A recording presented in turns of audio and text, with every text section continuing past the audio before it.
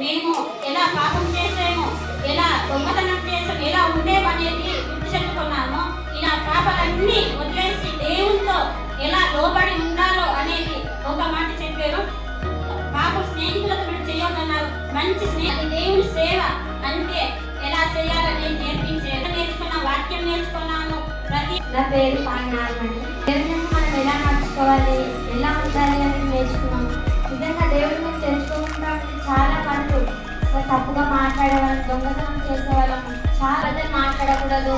అలాగే దేవుని పని ఎలా చేయాలి దాన్ని బట్టి నేర్చుకున్నాము. నాకు నిజం చేయకూడదు, అబద్ధాలు మాట్లాడకూడదు, దొంగతనం చేయకూడదు. నా పేరు కొరేస్తారు.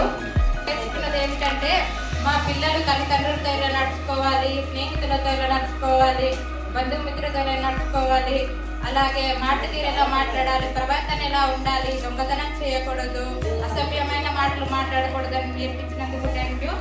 తల్లిదండ్రులకు లోబడి చాలా పద్ధతిగా మాట్లాడారు. చేయకూడదంటే బైబిల్ పట్టారు.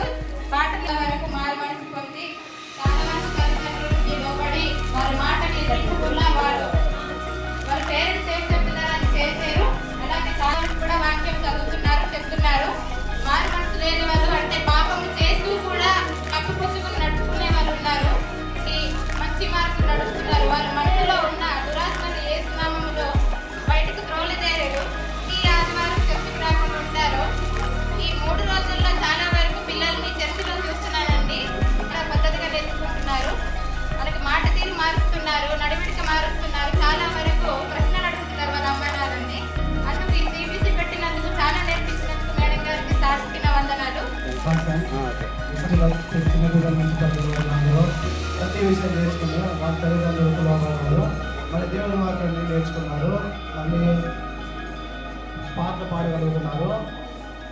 ఈ 3 సిబిసిలో మనకు చాలా నేర్చుకున్నారు దేవుని గురించి.